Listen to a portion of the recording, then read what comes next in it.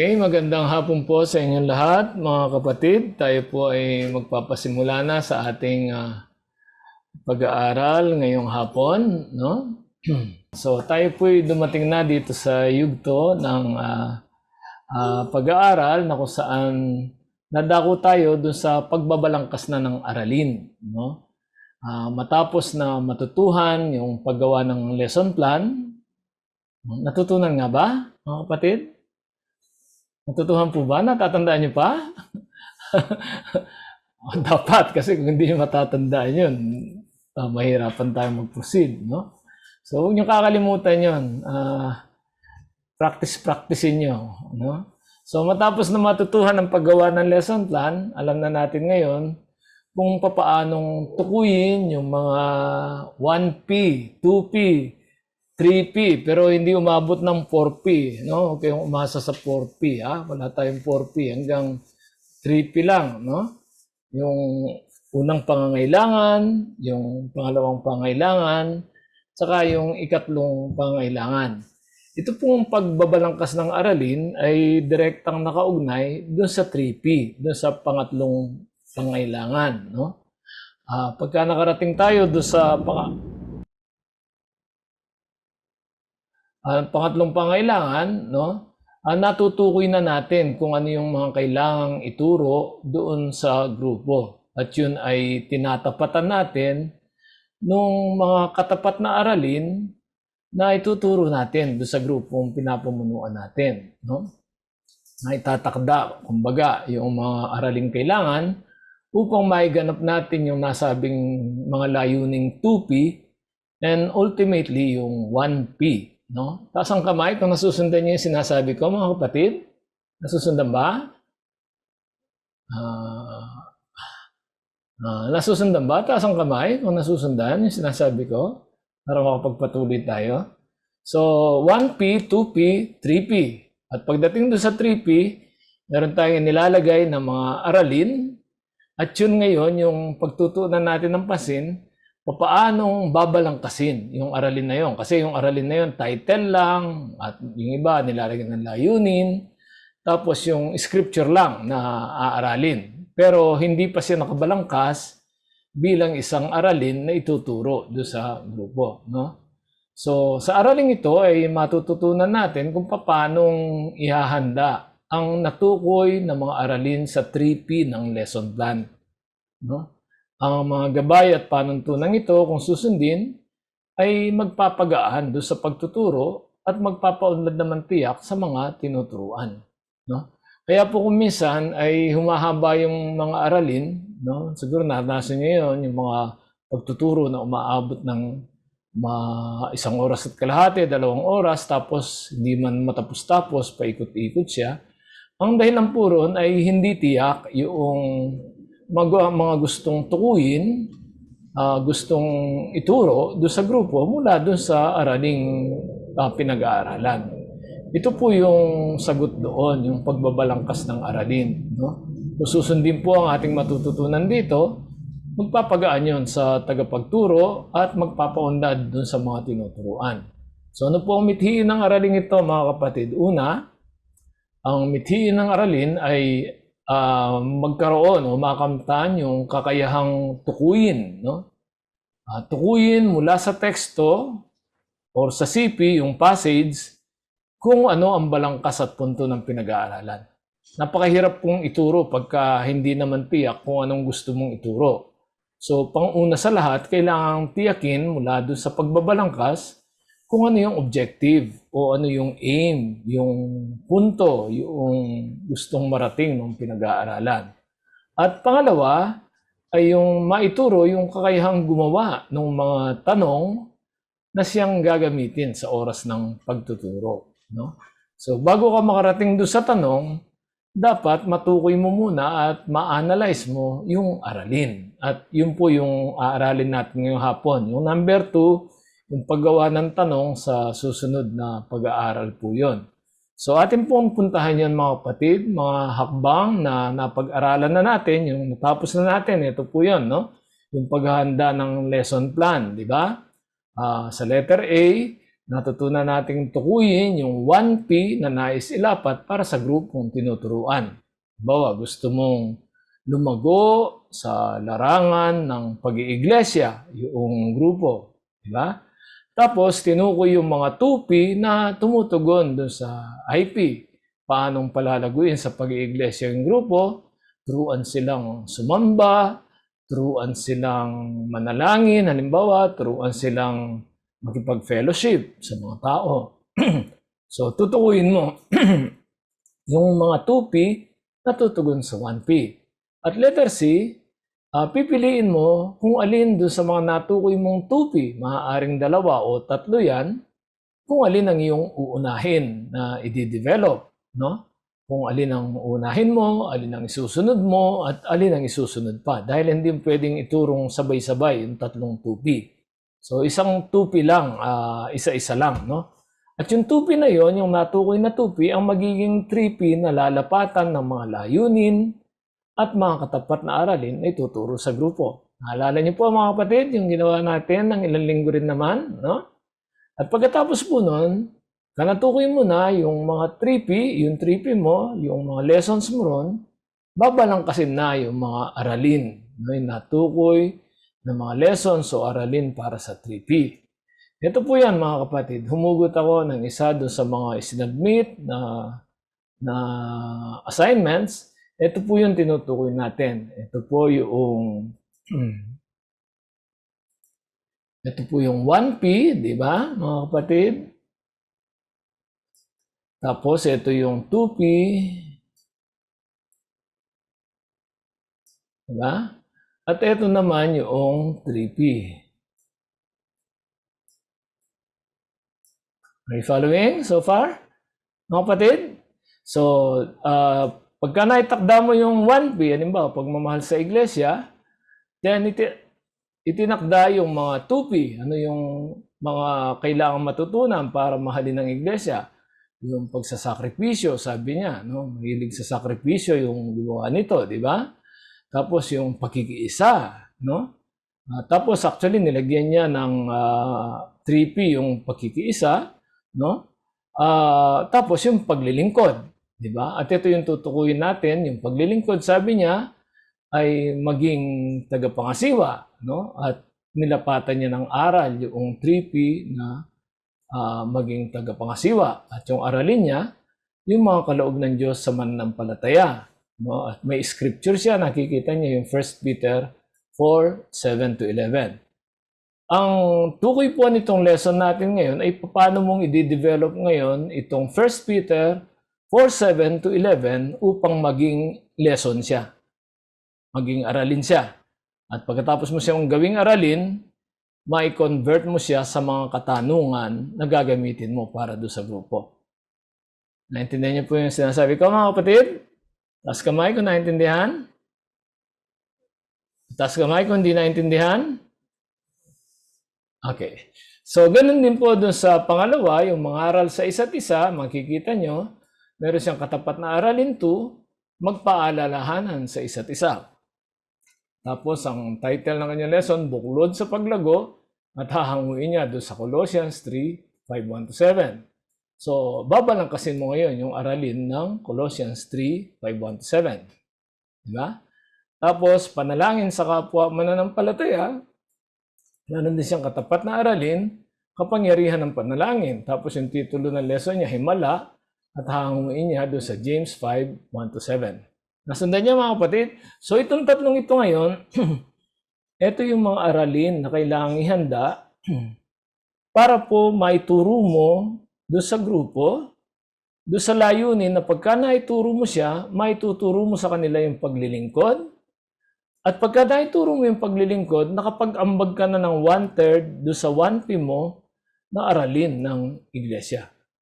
Pagka natapos mo yon, tutunguhin mo naman yung pangalawa, i-develop mo naman yon, ulitin mo yung proseso. So, pag natapos mo siya, nakapag-ambag ka na naman ng another 1/3 doon sa iyong pangunahing layunin, yung 1P, yung pangunahing pangailangan. No? At pagka natapos mo yon, tutunguhin mo na yung pangatlo, kung ganyan ang salansan mo, ganyan ang order mo, and then i-develop mo yung mga lessons mo riyan, And then, mapupunuan mo na yung natitirang 1/3 ng iyong 1P. So, masasabi mo sa iyong sarili, matapos mong ituro yung lahat ng mga 3P, lahat ng mga aralin na yon, mga kapatid, na nakamtan mo yung lahat ng 2P mo, at lahat yon ay nag-ambag doon sa iyong 1P. Nakuha po? May paunti ng paunti yung nagtathumbs up. Nakuha niyo po, mga kapatid?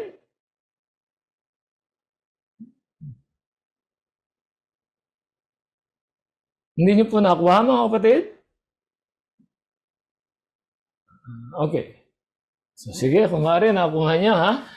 Okay. Tuloy na po natin, mga kapatid. So, paano po ba babalangkasin o ihahanda ang isang aralin? So, halimbawa, nakatukoy tayo ng araling ihahanda. Paano yung paghahanda ng aralin? Meron po tayong example dito ng ating gagawin. So, ang tanong is paano? Anong gagawin ko, Pastor Mar, para maihanda ko po yung aralin? Ito po yung gagawin. Mga hakbang sa paghahanda ng aralin, no? Ang paghahanda ng aralin ay hindi naman napakahirap kung pagtutuunan lamang ng tamang pagsisikap at pag-aaral. Of course, it goes without saying, kahit di natin sinasabi, kakailangan ng paglaanan yan ng oras, no? Pansin, para maihanda mo siya ng ayos. At pagka naihanda mo siyang ayos, di mo na kailangan pag-aralan yun kasi naihanda mo siya, kabisado mo na siya. No? Hindi ka na kailangan mag-aral pa dahil pinag-aralan mo na siya habang hinahanda mo siya. Yun po ang kagandahan pagka-original yung mga lessons. On the other hand naman, pagka ibinigay lang ni Pastor yung mga lessons na ituturo, parang titignan mo lang ng 5 minutes tapos lilinlangin mo na yung sarili mo na alam mo na yung lesson. No?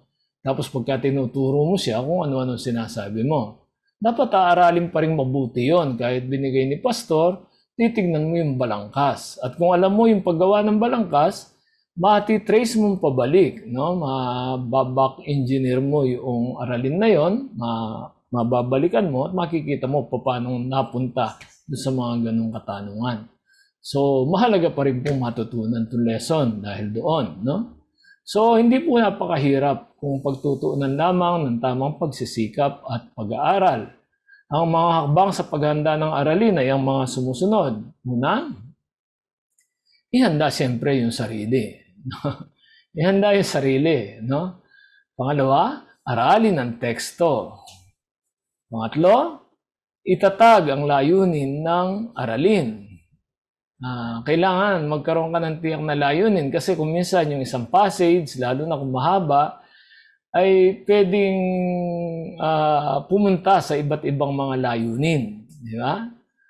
Pang-apat, ihanda ang aralin. No? Pang-lima, lapatan ng introduksyon. At pang-anim, lapatan ng konklusyon o ng lagom. No? So, yan po yung mga kailangan gawin. Una, ihanda ang sarili. Huwag mong gagawin pagka pagod ka na, tinaantok ka na dahil makakatulugan mo lang siya. Di ba? Ihanda ang sarili, aralin ang teksto, itatag ang layunin, ihanda ang aralin, lapatan ng introduksyon, lapatan ng konklusyon. Ihanda ang sarili. Ito pa, mga kapatid. Unahin po natin yung ihanda ang sarili. Ihanda ang sarili. Ihanda ang sarili sa pamamagitan ng panalangin at pagsaliksik ng kalooban ng Diyos. Hindi lamang dapat isipin ng isang tagapagturo na basta makapaghahanda siya ng leksyon. Dapat na maging bahagi muna siya ng araling bigay ng Diyos bago niya ito maituro sa iba. At ito po yung napakaganda pagka talagang sineryoso mo yung pagtuturo sa grupo at yung paghahanda ng mga turo para sa grupo, bago mo maituro sa kanila, ay ini-apply mo na sa sarili mo. Kumbaga, ikaw yung nauunang lumalago. Pareho lang po yan ng preaching eh. Pagka naghahanda ka ng preaching, no, nagre-wrestle ka, nakikipag-struggle ka dun sa text, dun sa message, bago mo siya maituro sa iba, nangyari na siya sa iyo. Kumbaga, kung kasalanan ang tinutukoy niya, nakapagsisi ka na, kung pagbabago, nakapangako ka na sa Diyos na magbabago ka. Ganun po yung ginagawa niyan. Ganun din po yung paghahanda ng aralin. No?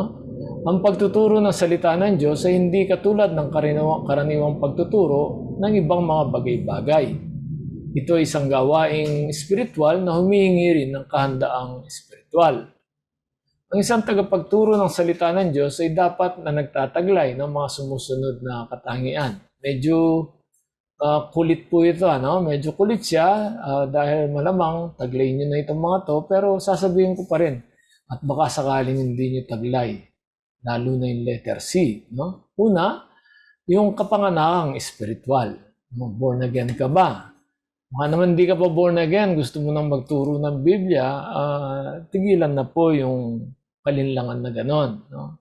Kailangan ma-born again ka muna. Pangalawa, ikaw ba'y nananalig sa Diyos at sa salita ng Diyos? Pinapaniwalaan mo ba na ang Biblia ay salita nga ng Diyos? No? At handa mo siyang ituro with conviction sa iba. No? Pangatlo, yung pagkamasunurin sa salita ng Diyos. Sumusunod ka ba sa salita ng Diyos? Baka naman nagtuturo tapos hindi naman handang sumunod. Hindi mo inaalintana kung sinusuway na o sinusunod mo na yung salita ng Diyos. Tapos ikaw ba'y saksi sa katotohanan? Pinaninindigan mo ba yung salita ng Diyos? Tapos matapat ka ba sa katotohanan? Handa ka bang ituro yan kahit saan kanya dalhin yan? Kasi po kung minsan, pagka may iniipit yung mga nagtuturo, hindi nila maituro yung aspeto na yun. Kaya po pagka may nagtuturong iba, pinapakinggan ko lang, basang-basa ko kung ano yung iniilagan niya doon sa topic niya. No? Alam mo kaagad yun. So yan po yung paghandang kailangan gawin sa sarili. Ang pangalawa po ay yung aaralin mo na yung teksto. Kung ready ka na magturo, no, nakahanda ka spiritually, then oras na para aralin yung teksto. No? So, paano pag-aaral ng teksto? No? Una, nandiyan po ba kayo mga kapatid? Sa oras na to ng peligro, nandiyan ba kayo? Oras ng peligro ito eh. Yung mga isip, medyo kalahati lang ang gising pagka ganitong oras. Okay? Una, mga kapatid, paano aaralin ang teksto? Basahing maigi ng ilang ulit ang teksto o CP. Huwag lang basahing mabilis at minsan lang tapos i-assume mong naintindihan mo siya. No? Basahing maigi ng ilang ulit. No? Pagka hindi tama yung basa, hindi rin magiging tama ang intindi. So, babasahin mo, nasan yung mga hati noong teksto, saan siya tumitigil, saan nag-iiba yung sinasabi niya, no? Sino yung pinatutungkulan niya, no? Babasahin mo yun, no? Bigyang pansin ang mga mahalagang puntos na tinatalakay dito sa pamamagitan ng sumusunod. Na, alamin ang pinag-uusapan sa teksto o yung subject matter. Ito ang kadalasang inuulit o idinidiin ng may akda. No? Lagi niyo pong itatanong, ano yung sinasabi ng may akda? What is the author saying? Hindi po mahalaga what you are thinking. Are you following mga kapatid? Ang mahalaga, what the author is saying. So, hindi yung pagkabasa mo, ini-interpret mo na siya kaagad. Hindi po ganon mga kapatid. Titiyakin mo na naintindihan mo yung sinasabi ng author. Huwag ka munang mag-iisip ng kung ano-anong aplikasyon o interpretasyon. Titiyakin mo muna na nababasa mong malinaw yung sinasabi niya at naintindihan mo yung sinasabi niya. Yun po yung anong sinasabi ng may akda. Mahalaga po ito sapagkat ang ibig sabihin ng bawat talata sa teksto ay nakaugnay doon sa sinasabi niya, yung objective niya, yung layunin niya. Katulad nito, nagtuturo ako, lahat ng sinasabi ko ngayon may kinalaman dun sa pagbabalangkas ng aralin. Paano babalangkasin yung aralin. At saan man tayo mapuntang bahagi dito sa pagtuturo kong ito, mauuwi siya dun sa layunin na yon, yung pagbabalangkas ng aralin. Yung pinakita kong nauna, yung tungkol sa lesson plan, pinakita ko siya para humantong tayo dito sa aralin natin ngayon, yung pagbabalangkas ng aralin, mga kapatid. Ang tawag po ron ay main idea. Sabihin po natin lahat, kahit nandiyan kayo, sabihin nyo, main idea. Sabihin nyo, main idea. Aba, yung iba, hindi man gumagalaw ang bibig, nakakapagsalita sila. Oh. Yan. Ventrilogo sila. Okay. So, main idea. Yun po yung main idea para siyang sampayan, no? Sampayan ng damit, nakabitin siya, tapos doon mo isinasampay lahat ng mga nilabhan mo, mga kapatid. Yung sampayan ng main idea. No? Yung pagka natukoy mo yung main idea o kung ano yung sinasabi ng author, lahat ng ibang sinasabi niya, siguradong nakaugnay doon. Pagka dumating ka doon sa isang talata, halimbawa, isang verse, no, doon sa binabasa mong teksto, na hindi mo na maiugnay doon sa sinasabi ng author, ibig sabihin natapos na yung sinasabi niya. Lumipat na siya ng sinasabi. Hindi mo isasama yon doon sa iyong pagtuturo. No? So, yun po ang main idea. And letter B, kapag alam mo na ang main idea, hahatiin mo ngayon yung mga talata doon sa iyong passage, sa mga sinasabi ng mayakda tungkol dito. Yun po yung tinatawag na units o points noong passage. No? Ito ang mga mas maliliit na hati ng idea na nag-aambag doon sa main idea. No? Halimbawa, inuutosan tayong manalangin, no? Manalangin tayo ng may paghihintay, may pagpupuyat, no? Manalangin kayo ng may pagpupuyat, sabi ng Panginoon doon sa mga alagad niya, no? Labanan ng espiritu ang laman para hindi makatulog. Ganun po, no? So lahat ng mga subpoints na yun, o yung mga units na yun or points na yun ay nag-aambag doon sa sinabi ng Panginoon na samahan niyo ako sa pananalangin. Main idea yon. So, kapag alam na yung main idea, yung buong passage na yon or talata na yon, mare-recognize mo na ngayon yung mga hati, yung iba-ibang sinasabi ng author na nag-aambag doon sa main idea na yon. Mamaya po, sasampulan natin. Ito po, halimbawa, no? Yung mga taga-Pilipos, 4, 6 hanggang 7. Sister Merly, pwede bang pakibasa mo yan? Mga taga-Pilipos 4, 6-7, huwag kayong mabalisa tungkol sa anumang bagay. Sa halip ay hingin ninyo sa Diyos ang lahat ng inyong kailangan sa pamamagitan ng panalangin may pasasalamat. At ang di malirip na kapayapaan ng Diyos sa mag-iingat sa inyong puso at pag-iisip sa pamamagitan ni Kristo Jesus. Yan.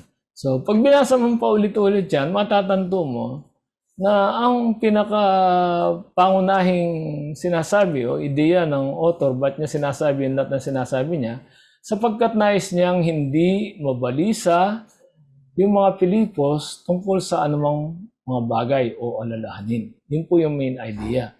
No? So, ang main idea niya ay huwag mabalisa ang mga Pilipos sa... Huwag mabalisa ang mga Huwag mabalisa ang mga Pilipos. Ba't gumagalaw? Huwag mabalisa ang mga Pilipos sa anumang bagay. No? Tapos, doon sa main idea na yon, nakakabit yung dalawang pang sentences. Sabi niya, anong dapat gawin kung hindi mabalisa?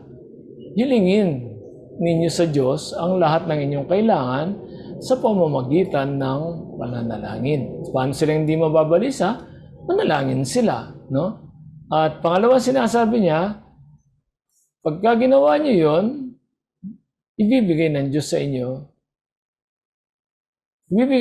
inyo ang kapayapaan, no? Yung kapayapaan na mag-iingat sa mga puso niyo at pag-iisip, kaya hindi kayo mababalisa. Nakuha natin mga kapatid. So maikli lang po yung talata, no? Meron siyang main idea, ang gusto sabihin ni Paul sa mga taga-Pilipos, huwag kayong mabalisa sa anumang bagay. Bakit hindi sila mababalisa? Pwede kayong manalangin sa Diyos, no? At pagkatapos, yung kapayapaan ng Diyos ang bibigay niya sa inyo upang maingatan ng inyong puso at pag-iisip para di kayo mabalisa. So lahat po itong tungkol doon sa hindi sila mababalisa. Kaya po dito sa ating analysis, yung Unit 1 or Point 1 ay yung unang talata na lahat ng bagay ay maaaring idulog ng mga taga-Pilipos sa Diyos sa pamamagitan ng pananalangin may pasasalamat. At yung Unit 2, pagka nagawa nila yon, yung kapayapaang nagmumula sa Diyos ang magiging resulta ng kanilang pananalangin at iingatan nun ng kanilang puso at pag-iisip, no? Kaya't hindi sila mababalisa.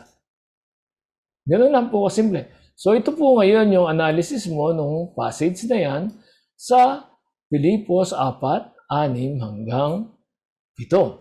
So na-analyze mo yung verse. Ang punto ay yung tungkol sa kabalisahan, magmabalisa, at yung dalawang units na sumusuporta ron ay yung instruction niya na ipanalangin sa halip na mabalisa. At pagkatapos tanggapin yung kapayapaan sa isip at puso para hindi mabalisa. Right? So, yun po yung ating halimbawa, no? So, naihanda ng sarili, naaral ng teksto, ngayon itatag ang layunin. Base dun sa analysis na yon, mga kapatid, ano ang itatatag mong layunin kung ikaw ang magtuturo ngayon? No?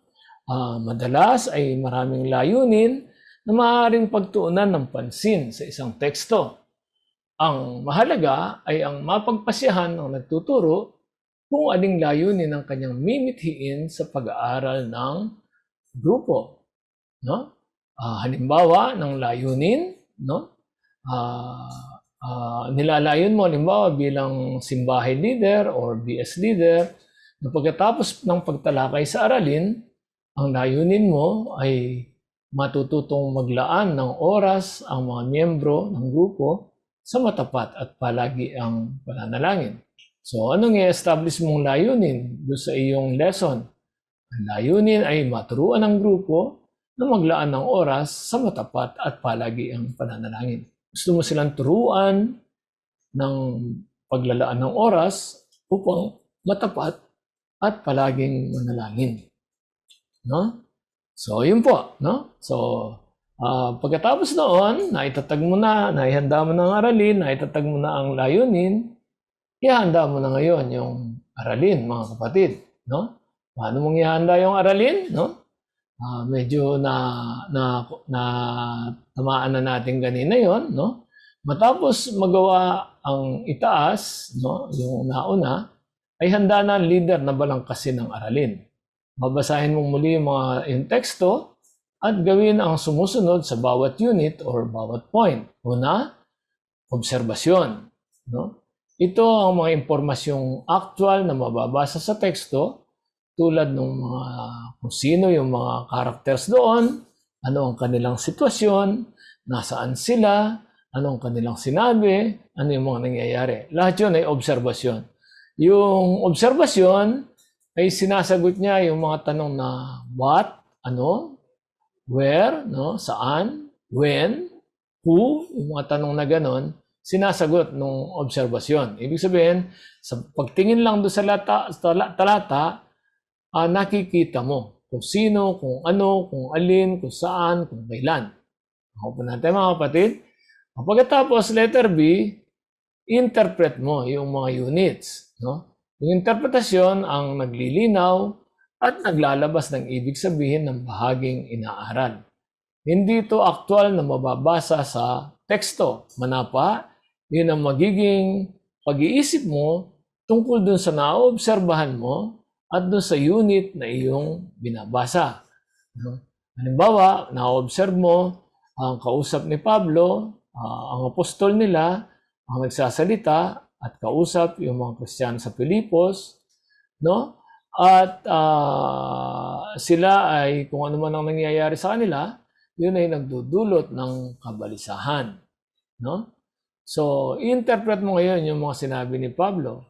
Ang sinabi ni Pablo ay hindi sila kailangan mabalisa sapagkat maaari nilang idulog sa Diyos yung kanilang mga panalangin ng may pasasalamat. So, interpretasyon, tatanong mo yung tanong, bakit may pasasalamat?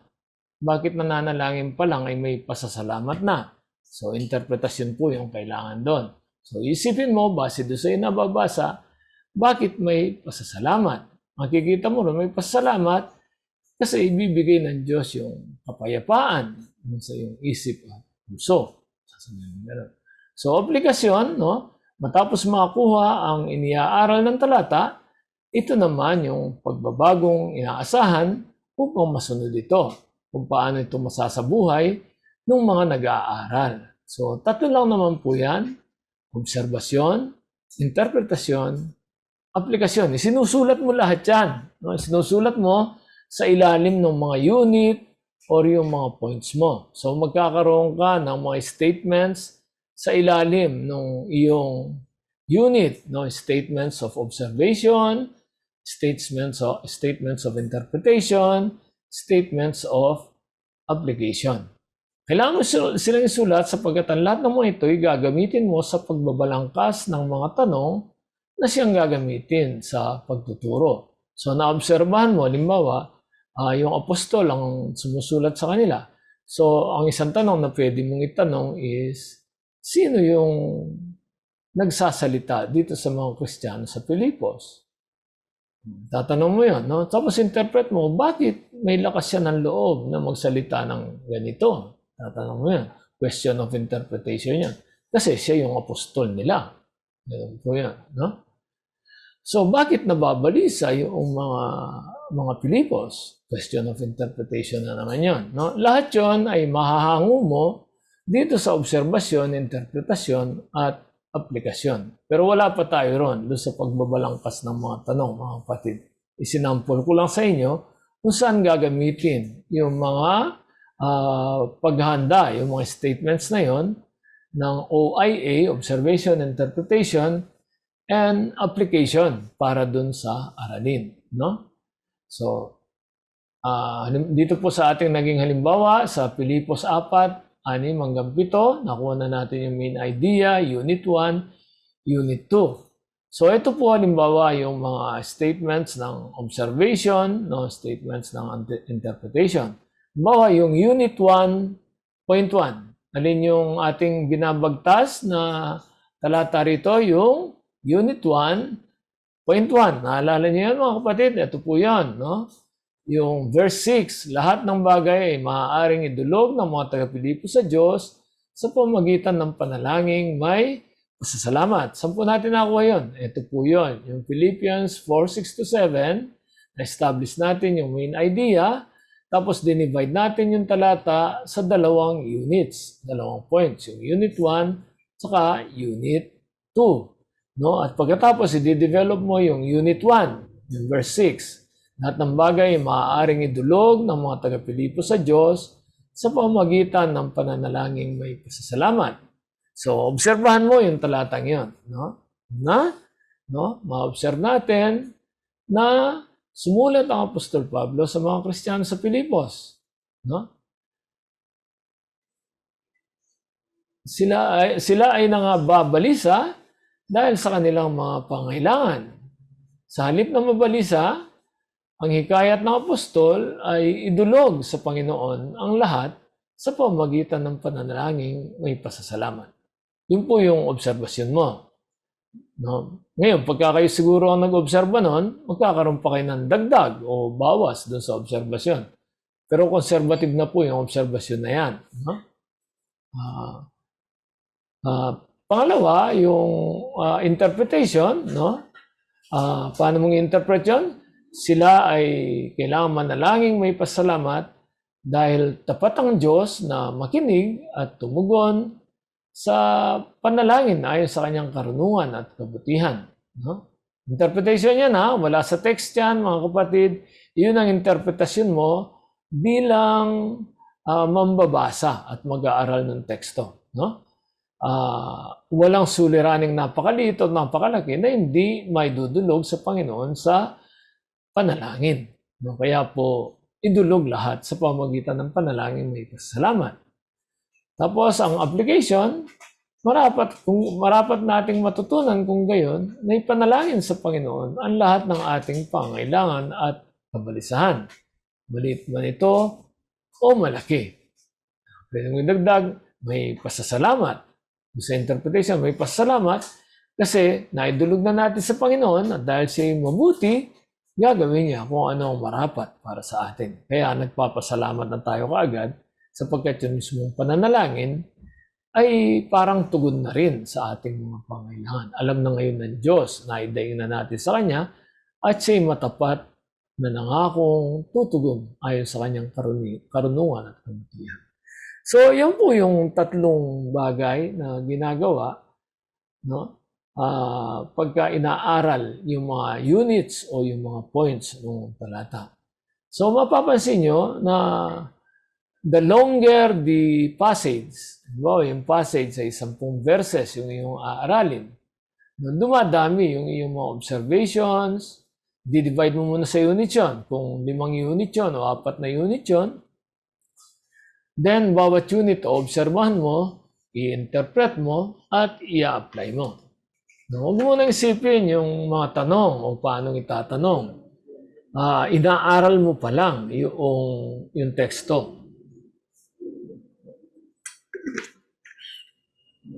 Okay, so may tanong po ba kayo bago tayo magtuloy?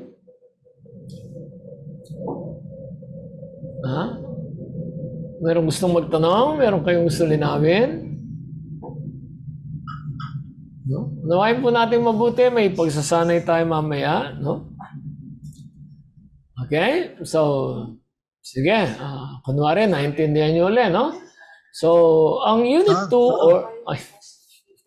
Sir, may tanong po yung yung taga Imus Perli de Guzman, yung pangalan niya. Nagtatas ng kamay.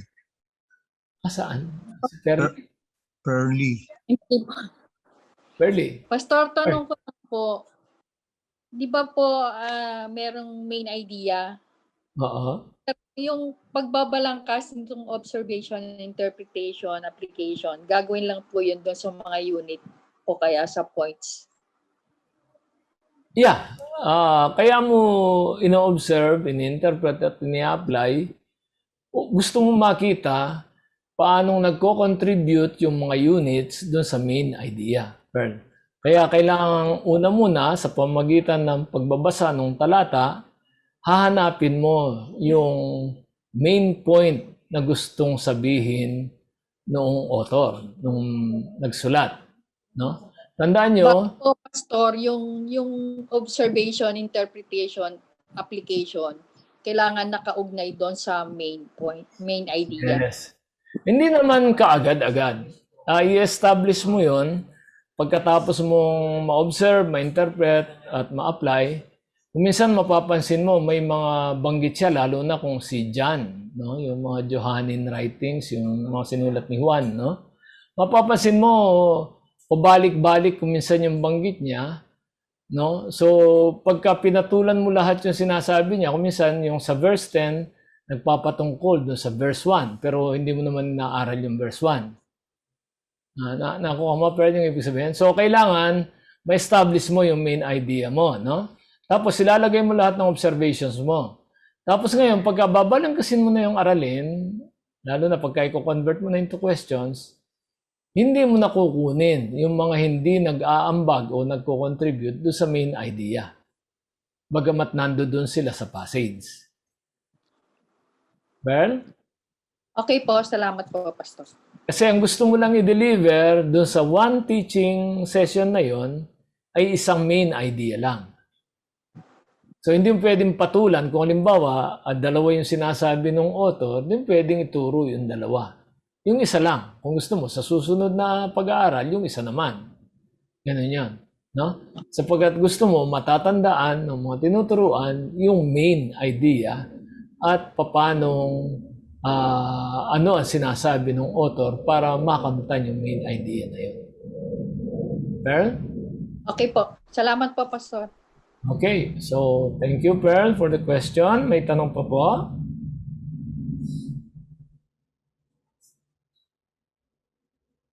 Nakakuha niyo po ba yung binrot out ni Pearl?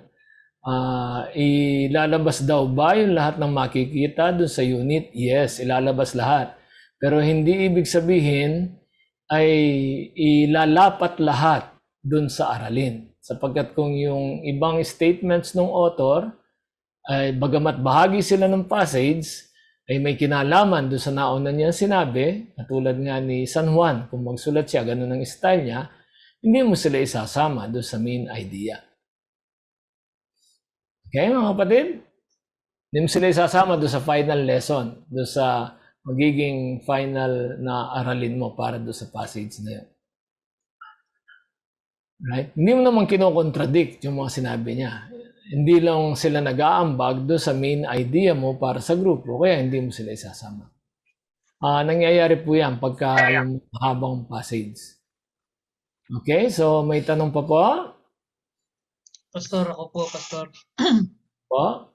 Kuya Ting po. Elder Tinga po. Opo, dun sa interpretation portion, Pastor, Opo? ano pong comfort level ang pwede nating ma-i-advise or hindi ko alam kung advice yun eh.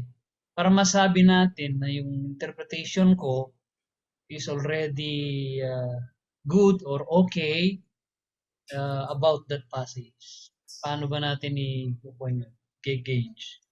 Actually po, walang comfort level, Kuya Ting. Meron lang may accurate interpretation po yan kung lagi mong isa sa isip yung mga na-observe mo. Nagiging wayward lang yung interpretation, nagiging hiwalay lang yung interpretation pagka nag-interpret ka nang hindi mo inobserve yung passage. Pero pagka inobserve mo yung passage, bagamat kung minsan merong mahiwaga doon sa mga sinasabi niya, pwede mo namang hanapin yung mahiwaga na yan. Halimbawa, may mga figures siya na sinasabi, pwede mong i-research yun. Pero yun mismong teksto, isa lang yung ibig sabihin. No? Yeah. At iugnay mo yun doon sa main idea. So,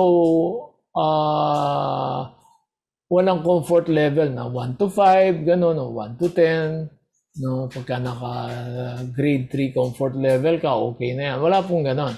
It's either correct or it's either incorrect yung magiging interpretation. Kaya mahalaga na you will become a good observer ng passage. Hindi pwedeng mamadaliin siya. Elder Ting? Opo, kasi dati po, Pastor, natatandaan ko nung nag-aaral tayo dun sa contextual interpretation, yung may ginamit tayong word doon na yung author's intended meaning. Yun po yun. Yun po yun. Yung author intended meaning, yun po yung interpretation that comes about through observation. Okay. Salamat po. No, sinasabi ko pong yun, kung minsan madali siya, kung minsan mahirap siya. Pero may solusyon naman, kahit mahirap siya, pwede siyang i-research. Okay? Thank you po, Pastor. Okay. Pero mas simple po ito doon sa contextual interpretation, no? Sa module 5 po 'yon. So huwag niyo muna isipin 'yon, nasa module 2 lang tayo, mga kapatid, no? Any other question?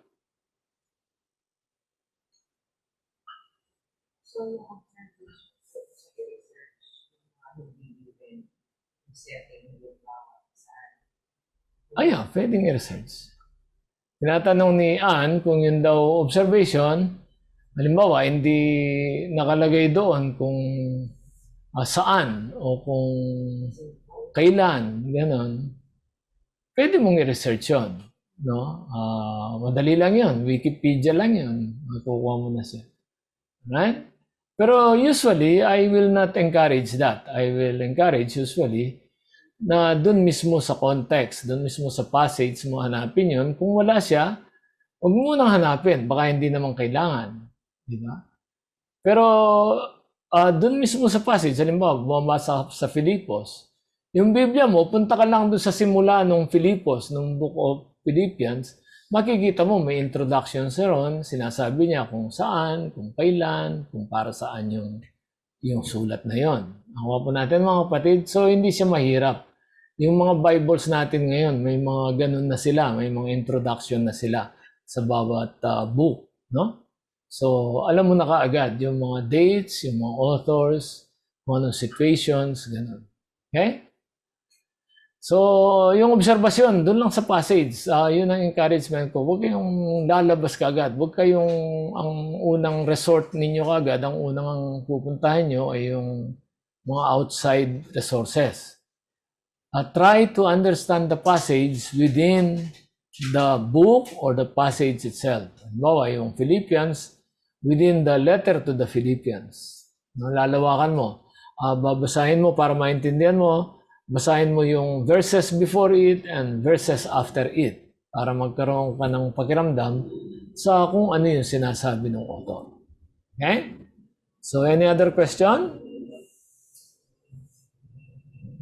Ano? Pastor Elder John po.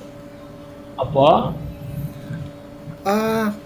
Dito po sa number 3, itatag ang layunin ng aralin. May kaibahan po ba ito doon sa aralin natin doon sa outline? Meron na po kasing layunin ng aralin po doon. Hindi po yun ang pinag-uusapan natin ngayon, Elder June, yung katagang layunin ng aralin. Pagka ready-made yung outline, siyempre may layunin na yon kasi dinaan na siya dito sa gilingan ng paghahanda ng aralin. Pero dito, tinuturuan ko kayo, mula doon sa teksto lamang, passage lamang, i-develop nyo yung aralin. Elder June? Opo. Naisip ko lang kasi may pinili na tayong text doon tapos tsaka lamang natin nakita Okay. ay magkaiba pala siya ng layunin na patapos na observe. Opo. So, kailangan didesisyonan yon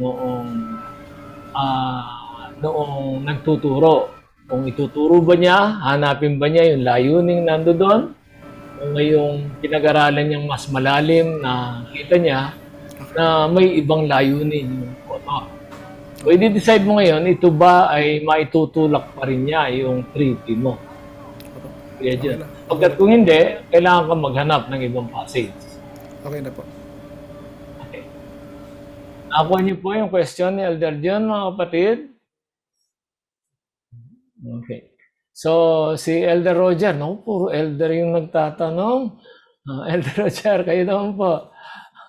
Or sabihin natin meron tayong isang main idea. Opo. Bakit magkakaroon ng iba-ibang layunin kung isa lang yung main idea? Opo, kasi kung minsan ang layunin mo sa grupo ay hindi siya eksaktong nakalapat doon sa main idea, pero itinutulak pa rin siya ng main idea.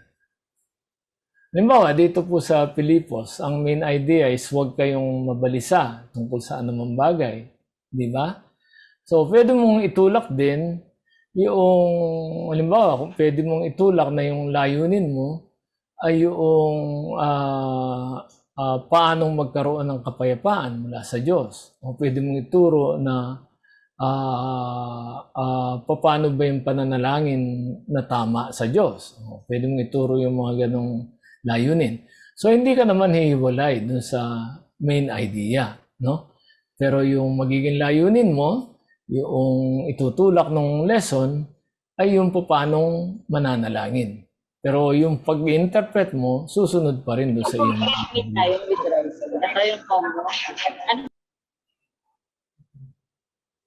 yung magiging mga pag-a-analyze mo ng observation, interpretation, and application ay according po rin doon sa main idea. Kasi hindi ka pwedeng humiwalay doon sa main idea ng author. Although pwede kang kumuha doon sa mga discussion points na yon kung anong layunin ang itutulak mo sa grupo. Yeah? Sige po. Okay. Alright. Ang the best, of course, is yung magiging layunin mo ay lapat doon sa main idea ng author. Okay? Right. Naintindihan niyo po ba yung ibig sabihin? Pwede kang magturo ng iba't ibang layunin mula doon sa isang passage nang ini-interpret mo siya according to the main idea. Pwede mo pong gawin yon, no? Pwede mong gawin yun nang itutulak mo yung layunin. Hindi ka nagiging unfaithful nun. faithful pa rin yung interpretation mo dahil yung pa rin ang mga sasabihin mo, pero ang itinutulak mong layunin ay hindi yung main idea. Okay? Sa preaching, usually, hindi mo pwedeng gawin yon. Yung sinasabi ni Elder Ting kanina, yung author-intended meaning. No? Pero hindi natin pinag-uusapan yun ngayon. Okay. So, may tanong pa?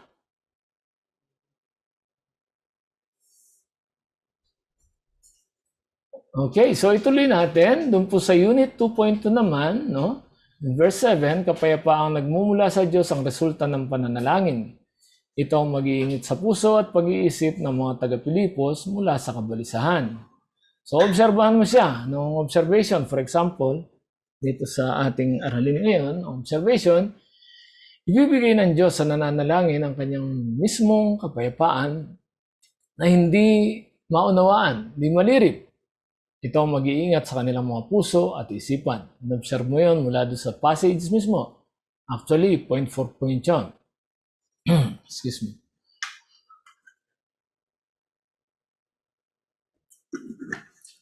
Tapos, interpret mo, no? Ang kapayapaan ay sinasabing hindi malirip dahil ito'y mula sa Diyos at hindi sa sanlibutan. Hindi siya galing doon sa mga bagay na nakakamtan mo o mga bagay na napapangasiwaan mo. Ito'y mahiwaga sapagkat ang nagbibigay nito ay ang Diyos kapag ka ikay nananalangin, di ba? So iniingatan ng kapayapaang ito yung puso at isip mula sa kabalisahan na maaaring magbulid sa kanila, sa mga Pilipos, sa kasalanan dahil sa pagkatuon ng atensyon sa suliraning nararanasan at sa kawalan ng pagtitiwala sa Panginoon. Where did those statements come from? Saan nanggaling yung mga ganong statements doon sa interpretation? Saan sila galing? Saan po sila galing? Mga kapatid, saan galing yung mga statements na yun sa interpretation? Anybody? Taas kamay. Sige na. Okay, Kuya Tonton. Kuya Tony, sorry. Doon pa rin po sa main idea. Okay. Observation. Okay. Doon pa rin po sa main idea, sa homiletical idea or take-home message. Okay, latang-latang pastor naging homiletical idea, no? Opo, pero saan sila galing? Saan sila galing? Observation. Observation, okay. Saan sila galing? In-observe mo sila, pero sinong umimbento ng mga yan? Tayo. Tayo. Yung teacher, yung gumagawa. Daral. Opo, tama po yun. Dinerive mo yung mga statements na yan doon sa mga naobserbahan mo. At base doon sa naobserbahan mo ngayon, in-interpret mo. So yung interpretation na yun, galing na sa yun. Pero hindi siya original sa iyo kasi dinerive mo lang siya o kinuha mo lang siya mula doon sa naobserbahan mo. Ako po natin mga kapatid. So yan ang input mo ngayon doon sa pag-aaral. No? Inaral mo siya at ito yung interpretation mo. And then dahil naintindihan mo na siya ngayon, yun ang application mo ngayon. Yung application mo is yung paglalapat ng iyong interpretation doon sa practical na pamumuhay. Doon sa dapat gawin, dapat iwasan, dapat idagdag, dapat ibawas, doon sa mga tinuturuan mo. Kaya po sabi riyan sa application, kailangan nating matutong kumalma at pumayapa na kapag naipanalangin na ang ating mga suliranin at pangailangan. Sa halip na mabalisa, ang pagtuunan natin ng panahon at lakas ay kung ano ang kailangan gawin at pagigtingin ang pagtitiwala na ang Panginoon ay tutugon sa ating panalangin ayon sa kanyang mga layunin sapagkat siya'y tapat at mabuti. So, yun po yung aplikasyon nun. No? Yung aplikasyon na yan, saan galing? Na dinerive mo siya doon sa iyong interpretation. Yung interpretation mo saan galing? Dinerive mo siya doon sa iyong observation, mga kapatid. Okay? So, ituloy po natin, no? Mga kabang sa paganda ng aralin. So, ang susunod, pagka nagawa mo na yon, mag-isip ka ng introduksyon. Lapatan mo ng introduksyon. Yung introduksyon ay pamukaw po. Ang introduksyon ay pamukaw pansin, panggising isip sa mga tuturuan upang kanilang maituon ang kanilang mga isip sa tekstong aaralin. No? Huwag po yung, sige, umpisan tayo, opening prayer ka, opening prayer. Tapos, buksan ang mga Bible sa Pilipos, 4, no? 4 hanggang 6, sasabihin mo gano'n, no? Pagkatapos, magtatanong ka na kaagad. Anong sinasabi ni Pablo doon sa mga tao? Huwag mong gagawin yun. Mag-introduce ka muna para mapukaw mo ang pansin nila, maituon mo ang isip nila doon sa main idea na i-deliver mo sa kanila, na inyong hahanapin mula doon sa teksto. No? So, maaaring yung introduksyon ay kwento, maaaring tanong, maaaring drawing o balita o kahit ano na magpapakita sa kanila ng kahalagahan ng gagawing pag-aaral. Halimbawa ng mga introduksyon, kung ang topic pa rin natin na yung pananalangin ng aaralin, ayon doon sa mga talatang nabanggit natin, pwede mong sabihin na naranasan na ba ninyong malagay sa alanganin o panganib at kayo'y balisang-balisa, no? Gusto niyong tumawag sa Diyos, pero hindi niyo alam kung paano? Tanong po yun. Kaagad-agad, titigil sila doon sa anumang iniisip nila at pag-iisipan nila yung tanong mo. Kaya pwede mong itanong din, napag-isipan na ba ninyo kung bakit kahit kaya ng Diyos na gawin ang lahat at alam niya ang lahat, ay nais pa rin niya tayo ay manalangin sa Kanya? Pwede niyong gawing pamukaw yun. O kaya kung ano man ang maisip niyong pamukaw na maiuugnay niyo ang mag-introduce doon sa tekstong inyong pag-aaralan. No? Mahalaga po yung pamukaw sapagkat iseset niya yung tono ng magiging pag-uusap at pagtatalakay ng grupo, mga kapatid. No? Nakapunta na po kayo dun sa mga lugar dito sa Metro Manila na sinakop ng mga bahay yung bangketa? Nakita na kayong ganon? Nawala yung bangketa. Sa inyo, Pastor Hill, maraming ganon ano? Sa Pasay. Di ba? Yeah, Manny? Yeah po. Maaari ba nating i-format yung question not answerable by yes or no? Na mas magiging interactive sila. Halimbawa, katulad nito, ano nang inyong karanasan o panganib na naranasan at gusto niyo tumawag sa Diyos pero hindi niyo alam kung paano? Para hindi siya answerable by yes or no, then yung mga members, mahihikayat sila na mag-join, di ba? Mag-participate dun sa discussion. Pointing dun sa ating topic na gustong i-introduce sa kanila o gustong ituro sa kanila.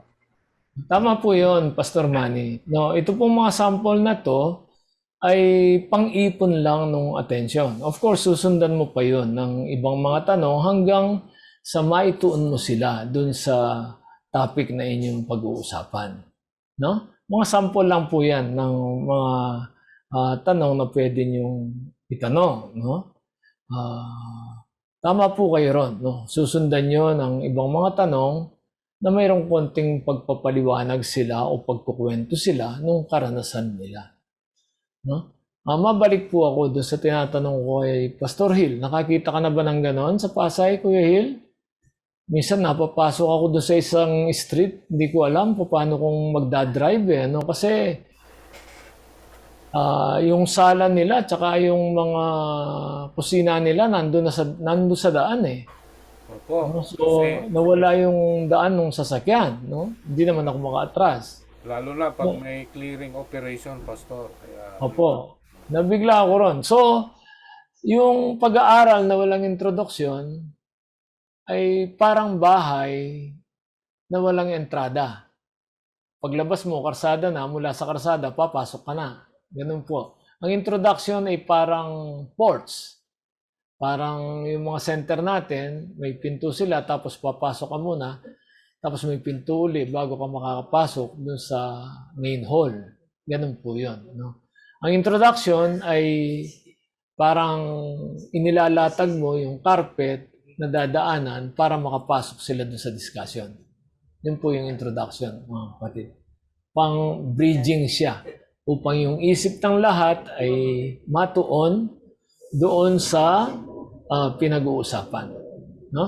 So, tama po yun. Magtatanong kayo o kaya magpapakwento kayo o kaya kayo mismo ang magkukwento para makinig sila at matigil sila sa kanilang iniisip at mapunta yung isip nila doon sa pag-uusapan. Yung no-no, yung hindi nyo gagawin, yung magsisimula kayong mag-discuss nang hindi nyo natipon yung attention nila. Kailangan yung attention nila nakatuon sa iyo at doon sa tekstong pag-uusapan bago ka magsimulang magtanong at mag-discuss. Okay? Yun din po ang dahilan kung bakit, halimbawa sa fellowship, nagfe-fellowship sila, kwentuhan ng kwentuhan, maingay, hindi ka kaagad-agad magtuturo. Mananalangin muna, kaya magpapaawit ka muna para ipunin yung attention nila at maging handa sila doon sa discussion. It would be a mistake kung magdi-discuss ka kaagad without doing the introduction. Okay? Alright, so mamaya magtanong kayo. So ang panghuli po dito sa paghanda ng aralin, lapatan siya ng konklusyon. Matapos mo mai-discuss lahat, maitanong lahat, no? Ang konklusyon ay yung paglalagom ng mga mahalagang punto ng pag-aaral. Ito ang aplikasyon o paglalapat ng layunin sa praktikal na buhay. Dapat na ito'y humahamon sa mag-aaral na magbago, magsisi, magdagdag, tumigil o gumawa. Lagi pong ganon ang magiging konklusyon dapat. Ang konklusyon dapat para siyang summarized application. No? Dahil ang atas ng pagtuturo ay turuan silang sumunod sa mga iniuutos ng Panginoon. So, wag po kayong magba-Bible study na uuwi kayo ang nadagdagan lang yung isip. Nadagdagan lang yung doktrina, nadagdagan lang yung hiwaga, yung kaalaman. Hindi po masyadong kapaki-pakinabang yun. Dapat pag natapos yung BS, doon sa konklusyon, may determinasyon yung mga naturuan na magbago, magsisi, magdagdag, itigil yung ginagawang mali, simulang gawin yung hindi pa ginagawa. Ganun po dapat ang magiging konklusyon. No? Halimbawa ng konklusyon sa talatang inaaral, kung ang aralin ay tungkol sa panalangin, maaaring talaga ang bawat isa na manalangin para sa isang bagay o tao pagkatapos ng sa pagtatapos ng panalangin. So, pwede niyong i-distribution, kung masyadong marami,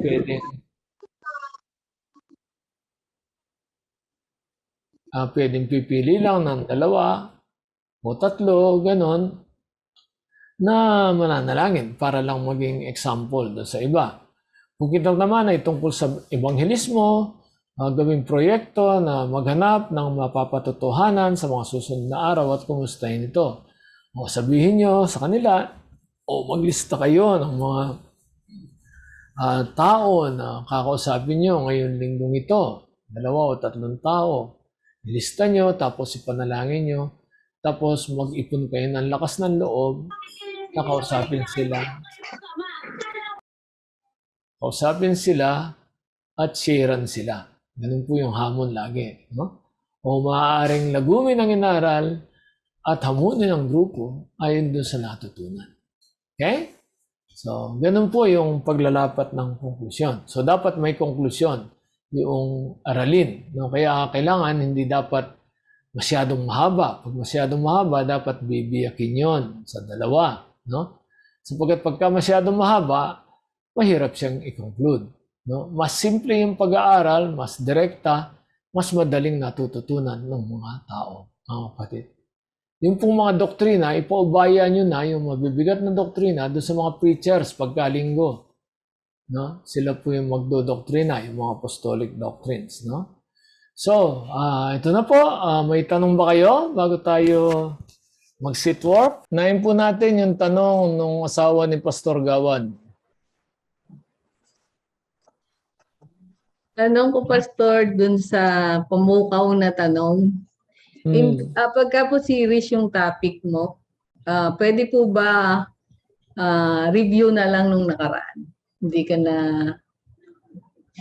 mag-i-introduction pa ng iba? O, i-review mo rin yung introduction. Kasi yung introduction, nakalink yun doon sa main idea para ma-refocus sila, no, as you review, doon sa gusto mong tumbukin. Di ba? Tapos, isa-summarize mo yung nakaraang na-take up na. Ganun. So, yung, yung summary, dapat hindi kasing haba ng lesson. Yung ba kasi nagsasummarize, inuulit yung lesson. Di ba? So, mas maganda kung isusulat yung summary. Okay? Merl? Thank you po. Opo, thank you po. Okay, si Kuya Romen po ng London. Kuya Romen? Magandang hapon po, Pastor. Pastor, tanong ko lang po yung sa interpretation. Dapat po ba naming iwasan din yung mga pag-include dun sa mga sariling opinion namin dun sa teksto pag nag-i-interpret po kami? Or ano po yung ma-advise nyo na maiwasan po yung hindi po tama? Oo. Pagka sinasabi mong opinion, Roman, ang pakiwari ko, no, doon sa sinasabi mo, ay yung haka-haka natin. Di ba? Bagamat yung interpretation ay nanggagaling sa atin,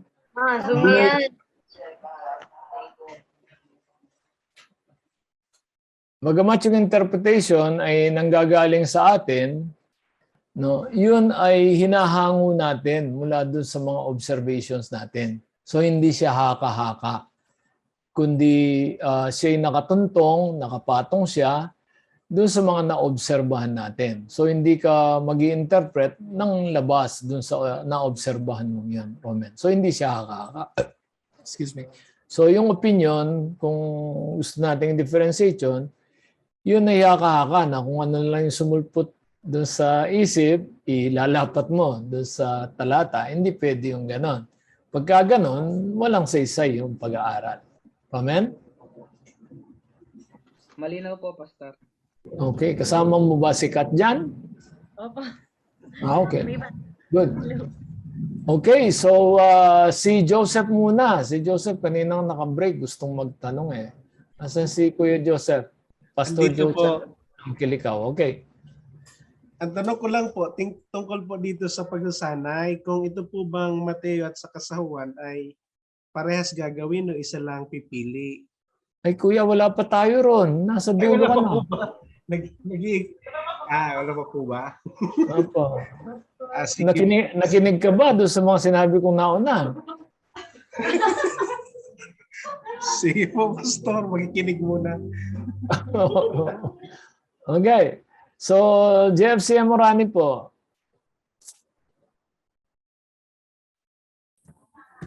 Pastor, magandang tanghali po. Magandang tanghali po. Sino po to? Si Kuya George po. Kuya George, Gatdula. Opo. Pastor, sabi niyo po kanina, napakahalaga pong makot po natin yung attention, lalo na po sa pangangaral.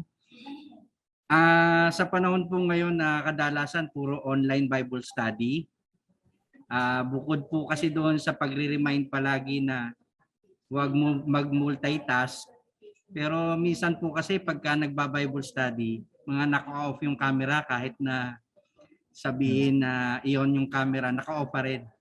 Ang problema po kasi, hindi po namin ma-trace kung talagang nakikinig o hindi dahil naka-off nga po yung camera.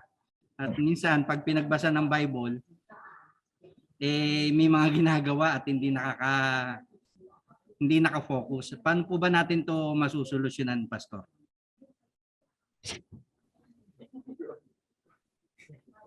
Pwede bang i-expel? Pwede bang i-expel, kuya? Kasi anong mangyayari doon kung nag-aaral kayo tapos kunwari nakasali siya pero hindi naman siya nakikinig at nag-aaral. Hindi siya matututo. So istorbo lang siya doon sa mga nag-aaral. Kaya so hindi po ako nagbibiro doon sa pwede ba siyang i-expel. Pwede ba siyang tanggalin sa grupo? Kasi kung hindi siya seryoso na mag-aaral, huwag na lang siya sumali sa pag-aaral. Kasi pakitang tao lang yun. Parang magpapacheck ka ng attendance pero hindi ka naman nag-aaral. Diba? So, hindi ko naman ibig sabihin publicly. Kakausapin mo siyang mabuti rong, Kuya George.